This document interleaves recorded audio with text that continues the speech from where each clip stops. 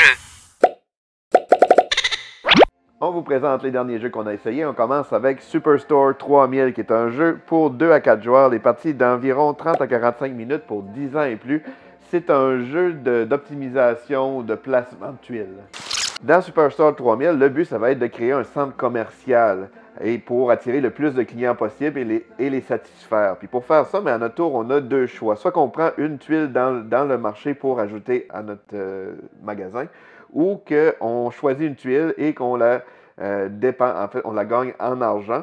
Et dans ce cas-ci, on va gagner autant d'argent que le nombre de tuiles de la même couleur, dans le fond, qu'on a gagné. C'est la façon de gagner de l'argent. Puis pourquoi qu'on veut de l'argent?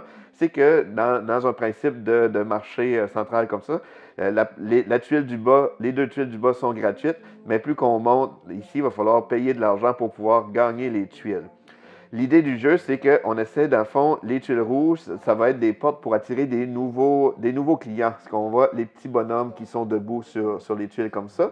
Et ça, c'est qu'est-ce que le client s'attend de trouver. Fait que dans un espace, il faut que dans une tuile rapprochée, il va falloir qu'il y ait ce symbole ici pour réussir à le satisfaire. Fait que par exemple, dans ce tour-ci, ben, le joueur pourrait décider de payer 1$ comme ça pour prendre cette tuile ici avec le livre. Et en la mettant ici, ben, il pourrait déplacer son bonhomme ici qui est debout et le coucher ici pour dire que là, il est satisfait comme ça, il a trouvé sa librairie comme ça. Aussi, les autres choses qu'on peut faire dans le jeu, qui est une grosse partie du jeu, ça va être de créer des genres de parcs d'amusement aussi dans notre centre commercial. Puis pour faire ça, il va falloir répondre à certains besoins, comme par exemple ici, pour réussir à gagner cette tuile-là, il va falloir avoir 4 tuiles de la même couleur au niveau 5 et plus. Fait que dans ce cas ici, ça tombe bien, j'ai 4 tuiles bleues, donc j'ai mes 4 couleurs ici. Fait que je pourrais prendre celui-là et le placer sur mon jeu comme ça, qui va donner beaucoup de points à la fin de la partie. Ensuite, mais là, on a des points en fonction c'est qui a le plus de tuiles d'une certaine couleur, surtout les attractions aussi. Donc, c'est vraiment un beau petit jeu de placement. Donc, Superstore 3000, c'est un jeu qui nous a agréablement surpris. La mécanique de placement puis d'agencement, vraiment, il y a quand même vraiment un beau casse-tête d'optimisation pour aller chercher les bonnes portes, les bonnes boutiques au bon endroit pour attirer et placer nos clients. Puis aussi, il y a quand même un beau casse-tête selon comment on les positionne pour réussir à placer nos centres d'amusement aussi dans notre centre commercial parce que c'est beaucoup de points dans la partie. Donc, c'était un très bon jeu, là, assez familial, qui est Superstore 3000. On a aussi essayé Clank Catacombs, qui est un jeu pour 2 à 4 joueurs, les parties de 45 à 90 minutes pour 12 ans et plus. C'est un gros coup de cœur pour toute l'équipe et c'est un jeu de deck building mélangé avec de la prise de risque. Donc, dans Clank, c'est un jeu de deck building. Donc, on va commencer chacun avec un paquet de cartes, tous le même. Et à notre tour, ce qu'on fait, c'est qu'on pioche les 5 cartes dans nos mains. Puis ça, c'est les cartes qu'on va jouer pendant la manche en cours. Fait qu'on est obligé de tous les jouer. Le principe de Clank, c'est qu'il va y avoir certaines cartes qu'il va y avoir là dans cet exemple-là. Je n'ai pas de Clank, mais il y a certaines cartes qui vont dire qu'on doit ajouter des clanks. Puis des clanks, c'est un peu du bruit qu'on se trouve à faire en se promenant dans le donjon qui va réveiller le dragon. Fait que si, par exemple, je devais ajouter 2 clanks, c'est 2 cubes qu'on placerait sur le plateau. Sinon, ensuite, ben, toutes nos cartes qu'on met, ils ont toutes la même iconographie. C'est que ici, c'est l'argent qu'on a pour s'acheter des nouvelles cartes. Fait que le principe du deck building, comme dans ce cas-ci, j'ai l'équivalent de 5 crédits. Mais je peux aller m'acheter une carte au marché qui va coûter 5 crédits. Fait que, par exemple, je pourrais prendre cette carte-là que je vais placer dans ma défausse. Parce qu'on a chacun notre propre défausse et notre propre notre pioche, en fait. Ensuite, bien, les autres cartes, les autres symboles qu'on a, comme ici les bottes, c'est le nombre de déplacements que je peux faire dans le donjon. Fait que si je décide de me déplacer par en bas, bien, je vais dévoiler une nouvelle tuile que je vais placer comme que je veux, dans le fond, pour que ça fitte selon le trajet que je veux faire. Le but de Clank, c'est qu'on va essayer de se déplacer dans le donjon pour essayer de faire apparaître différents trésors qui sont les points d'exclamation comme ça. Puis, le plus qu'on se promène, on va trouver différents trésors. On va pouvoir libérer des prisonniers qui vont nous donner des points aussi, parce qu'il y a un symbole de petit crochet. Il y a des chemins qu'on peut seulement qu'emprunter si on a des petits lockpits comme ça pour nous aider à le traverser. Il va y avoir des chemins comme ça. Ici, par exemple, si on veut libérer ici des prisonniers, mais ça va nous prendre un petit lockpit qui va nous donner des fois des habilités, des fois des points en fin de partie.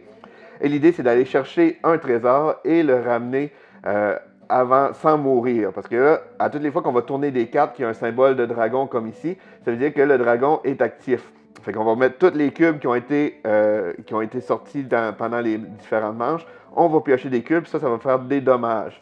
Fait que le dragon, plus ça va avancer, plus le dragon va faire de dommages. Fait que comme je disais, le but, c'est d'essayer d'aller trouver un trésor et de le ramener à la sortie avant de mourir, qui est le côté prise de risque.